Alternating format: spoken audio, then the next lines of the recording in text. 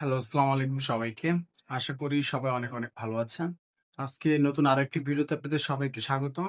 তো কাজ শেষ করে অনেক রাত হয়ে গেছে। তারপরেও ভাবলাম আপনাদের জন্য একটা ভিডিও তৈরি করি। আজকের এই ভিডিওতে আমরা যে বিষয়গুলো সম্পর্কে আলোচনা করব, সেই ভিডিও টাইটেল এবং থাম্বনেল থেকে হয়তো আপনারা ইতিমধ্যে বুঝে ফেলেছেন। ইতালিতে যারা নতুন করে আবেদন করেছেন তাদের সম্পর্কে সামান্য কিছু ইনফরমেশন আপনাদেরকে দেওয়ার চেষ্টা করব। আর কোন, কোন শ্রেণী থেকে ভিডিও ব্যবস্থা উঠতেছে সেই বিষয়েও আপনাদেরকে জানানোর চেষ্টা করব। দেখেন অনেকেই আছেন যারা ২০২৬ সালে নতুন করে আবেদন করেছেন এবং সেই আবেদনের ধারাবাহিকতায় দেখা গেছে যারা হচ্ছে ফেব্রুয়ারি মাসে এগ্রিকালচার ক্যাটাগরি বা কৃষি ক্যাটাগরিতে আবেদন করেছিলেন, তাদের অনেকেরই কিন্তু ইতিমধ্যে নলস্তা ওঠা শুরু হয়েছে।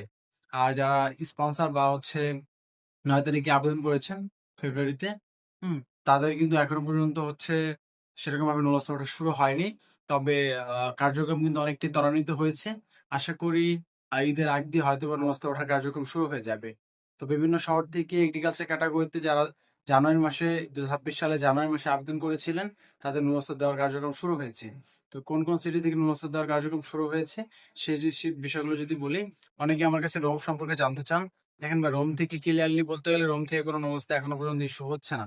তবে রোমের আশেপাশে অনেক সিটি থেকেই নলস্তা ইস্যু হয়েছে এবং অনেক আপডেট আমরা পেয়েছি। যারা নলস্তা পাচ্ছে তারাই আমাদেরকে কমেন্ট করতেছে, তারাই আমাদের ফেসবুক পেজে আমাদেরকে ছবি পাঠাচ্ছে যে ভাই এই যে নলস্তা পাচ্ছি এটা কি অরিজিনাল কিনা। তো সেখান থেকে আমরা বিভিন্ন শহরে আপডেটগুলো পাচ্ছি যে কোন, কোন শহর থেকে নলস্তাগুলো আসতেছে।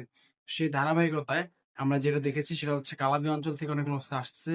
লাতিনা, ফ্রুজা, হ্যাঁ? এই সকল সিটি থেকে অনেক নলস্তা আসতেছে। নেপোলি, কসেনজা, কাসেরতা এই সকল সিটি থেকে অনেক নলস্তা আমরা দেখতে পাচ্ছি। তো এছাড়াও আরো বেশ কিছু সিটি রয়েছে যে সিটিগুলো থেকে বর্তমানে নলস্তা আসতেছে। যেমন হচ্ছে রাগোসা সিটি থেকেও আমরা কয়েকটি নলস্তা দেখেছি। এছাড়া আপনার মিলান থেকেও আমরা ২-১টি নলস্তা দেখেছি ওঠার বের হওয়ার। এর মধ্যে অনেকগুলো অরিজিনাল রয়েছে এবং অনেকগুলো ডুপ্লিকেট রয়েছে। অনেকে আছে ২০২৫ সালে যে নলস্তাগুলো রয়েছে সেগুলোই রি-এডিট করে আবার তাদেরকে দিচ্ছে। তো দেখেন আপনারা নলস্তা পেলেই বা কাগজ পেলেই যে টাকা পয়সা লেনদেন করবেন এই কাজ করবেন না। এই কাজ করলে আপনারা নিজেরাই প্রতারিত হবেন।